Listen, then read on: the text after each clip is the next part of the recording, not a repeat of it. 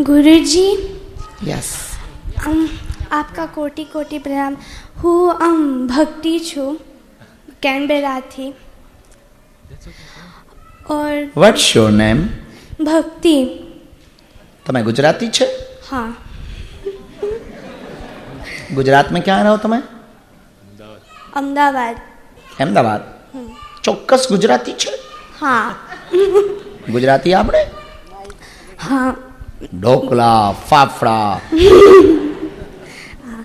તો તમે સુનાઓ। ગુજરાતી સમજો? તમે ગુજરાતી સમજો? નાન નાન। થોડું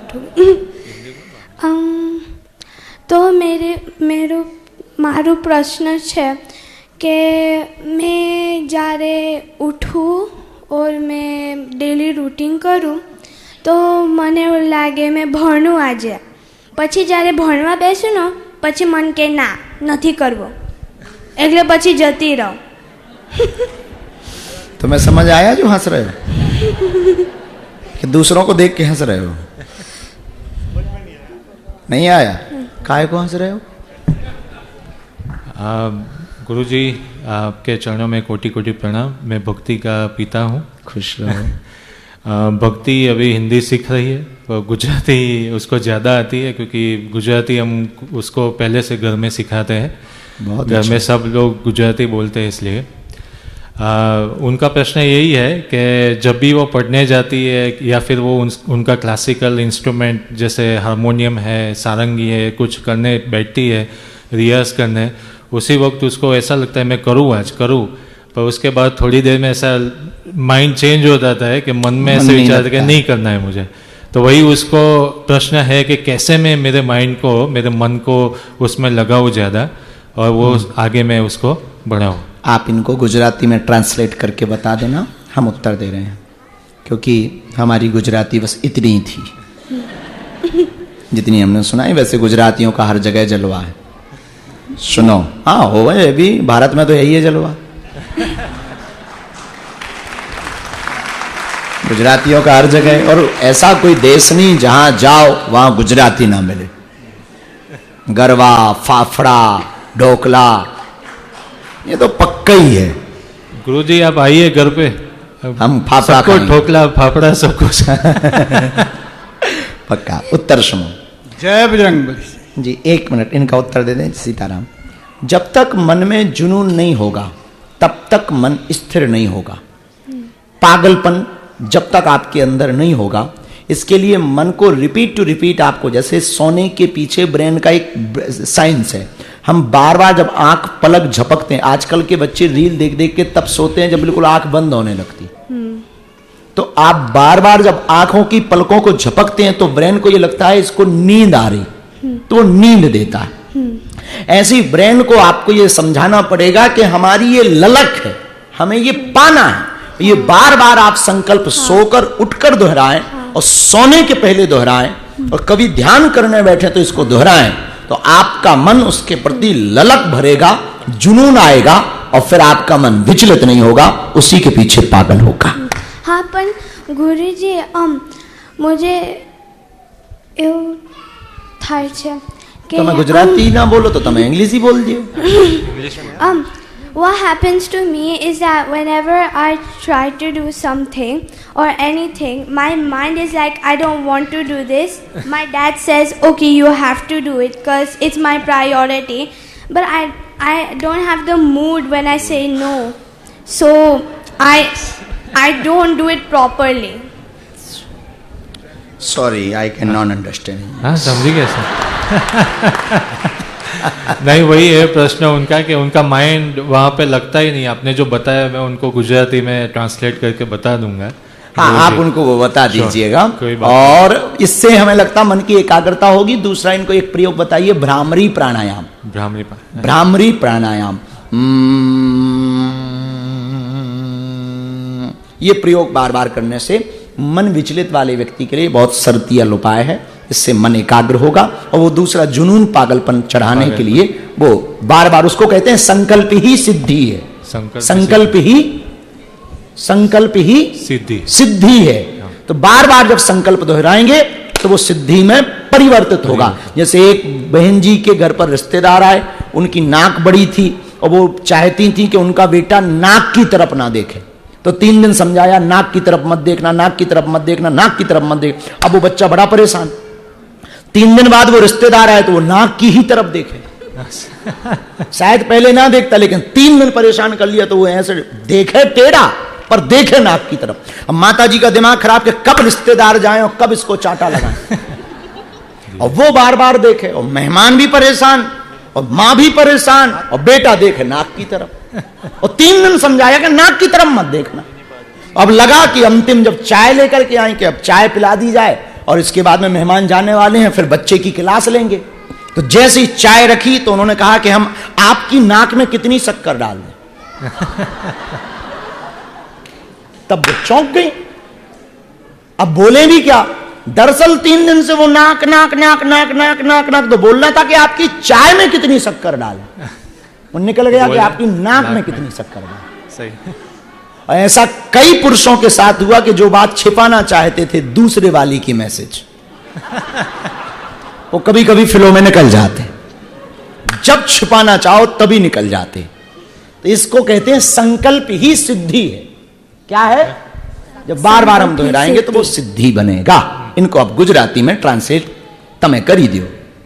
ओके गुरुजी, जय बालाजी सरकार की। Yes. गुरुजी, आपके चरणों में कोटि कोटि प्रणाम गुरुजी। आशीर्वाद। मेरा प्रश्न ये है कि जो यहाँ पे रहते हैं उन लोगों को बागेश्वर धाम की कितनी पेशी करनी चाहिए अगर वो कोई अर्जी लगाते तो? वैसे नियम तो वहां 21 का है, पर आपके लिए 21 संभव नहीं है। हाँ, नहीं तो 21 साल लग जाएंगे। हाँ, तब तक तो 21 ऊपर भी वर्ष लग जाएंगे, तब तक पता लगे अर्जी सफल हो या ना हो, अपन सफल हो गए। तो उसका सर्वोत्तम उपाय हमने निकाला कि आप घर बैठ करके हवन करो, जब जाओ तब 2-3 पेशी एक बार में करो, तो 21 साल नहीं लगेगा, 4-5 साल के अंदर फ्री हो जाओगे। थैंक यू गुरुजी। Welcome to you. आप बोलो। गुरुदेव जी, आपने बोला धाम में जाओ, और मैं आप जैसे जैसे बोलते गए मैं धाम से चलता रहा। आपके धाम उधर बगेश्वर धाम में है, आपने बोला जाओ, मैं बगेश्वर धाम जाता रहा। ऐसे ही जैसे आपने बोलते गए मैं जाता रहा, पहुंच गया, देखा भी सब जैसे जैसे आपने बोला दर्शन करो, ऐसे करो। और उनके साथ ऐसे हुआ, मेरे साथ मेरे गुरु थे, वही मेरे साथ ही गए उधर बगेश्वर धाम में। और जैसे मेरे बद्रीनाथ जी उनके साथ गए थे मैं, और उन्होंने रास्ते में मेरे को बोला कि जहाँ तू होगा जहाँ वो होगा, बीच में कुछ नहीं होगा। तो तभी हुआ क्या, बहुत बर्फ पड़ गई, और पंडित जो थे पुजारी वहाँ के बद्रीनाथ के, वो अपना सामान उठा कर जाने लगे, बैठ के बरामदे में बैठ के। और कौन क्या था, हमने सीधे गए, माथा टेका और दर्शन किए। और मेरे को ऐसे पीठ थपा के बोलते, तेरे को मैं बोला था ना, जब वो होगा जब तू होगा, देख ले बीच में पंडित भी नहीं है, बाहर हो गए। वाह। ऐसे ही मेरे गुरुजी अब भी जब मैं गया बगेश्वर धाम आज तो वो भी मेरे साथ थे। वाह। तो मेरे को बोल रहे थे, वो है तू है, बीच में कोई नहीं है, कर ले दर्शन जितने हो सकते। ये मेरे गुरु की लीला है। और मेरा मन भर जाता है जब जब उनको याद करता हूँ। मेरे को कोई कभी कभी मैं अकेला भी रो लेता हूँ उनके बिना। उनको मैं इनवाइट किया था इधर आने को, उनकी सेहत ने आने के नहीं दिया, वो नहीं मेरे घर में इधर आ सके। मैंने बार बार उनको विनती की थी, मगर हालात नहीं माने। और मेरे मन में रह जाता है कि काश वो मेरे घर में हो। वाह। आप पर गुरु कृपा बहुत है, और आपके गुरु ने कहा कि जब वो है और तू है तो तीसरा कोई नहीं। हम इतना कह सकते हैं कि इसके ऊपर एक और स्टेज है, न वो रहेगा न तू रहेगा, बस हम रहेंगे। जय। खोजा सारा जहां पता तेरा पाया नहीं, पता जब तेरा चला तो पता मेरा नहीं। मगर मेरे पास कमाई नहीं है, मेरे पास कमाई नहीं है। गुरु मैं कृपा ऐसे ही है। है, बस मैं ना पाठ करता हूँ, मेरे पास पाठ नहीं होता, कुछ नहीं होता, बैठ नहीं सकता, दोनों चुड़े नहीं है। और आपके पास गुरु कृपा है, वो बहुत है। और भेद मिट जाना ही गुरु कृपा है। गुरु तो भेद मिटाता है, गुरु तो दीवालें तोड़ता है, उसका नाम ही गुरु, जो दीवालें तोड़ दे। जीवात्मा, महात्मा और परमात्मा, इन तीनों की दीवाल तोड़ करके जो जीवात्मा को भी परमात्मा बना दे, वो गुरु है। नमस्ते गुरु जी। जी। मैं छोटा हूँ, अनुभवहीन हूँ, पर एक प्रश्न मुझे सता रहा था बहुत। क्या नाम है आपका? मैं शौमित हूँ, शौमित बासु। मैं how old are you? I am 18। 18 yes. मैं कुछ ही साल पहले, कुछ ही महीनों पहले ऑस्ट्रेलिया आया हूँ पढ़ने के लिए। तो मेरा सवाल आपसे ये है, त्रेता युग में श्री राम थे, वो कहते थे कि मर्यादा में चलो, मर्यादा पुरुषोत्तम थे, तो अपनी माता की सुने, फिर वनवास चले गए, उन्हें क्षमा भी किया माता कैकेयी को। फिर द्वापर युग में श्री कृष्ण आए, उन्होंने कहा कि धर्म के लिए छल भी करना पड़े तो करो, परिवार के विरुद्ध युद्ध करना है तो कर डालो। अब इस युग में कभी कभी हम लोग, मैं धर्म संकट में पड़ता हूँ, कभी मन की सुनूं, परिवार की सुनूं या समाज की सुनूं, तो वो धर्म संकट कैसे मन से मिटा पाओ? ये न मन की सुनो, न परिवार की सुनो, न किसी की सुनो। सुनना है तो देश, काल, परिस्थिति और परंपरा की सुनो। कई बार जो धर्म होता है हमारी दृष्टि में, वो दूसरे की दृष्टि में अधर्म होता है। जो यहां मर्यादा होती है, कई बार वो अपने देश में अमर्यादा होती है। हमारे भारत में जैसे धर्म कहा जाता है, विदेशों में उसे बीगन खाने वाले लोग, बीगन भोजन करने वाले लोग, बीगन होता ना, वो दूध को भी क्या मानते? मांसाहार, कि वो रक्त से छन करके आता है तो वो भी मांसाहार। लेकिन भारत में कुछ ऐसे महात्मा हैं जो केवल दूध पी के रहते हैं, वो महात्मा हो जाते। पयाहारी महात्मा, दूधाहारी महात्मा, केवल दूध पीकर रहते। और किसी बीगन वाले को कहो कि ये केवल दूध पीकर रहते हो महात्मा है, तो वो कहेगा कि बहुत गंदा आदमी, इससे निकृष्ट कौन होगा।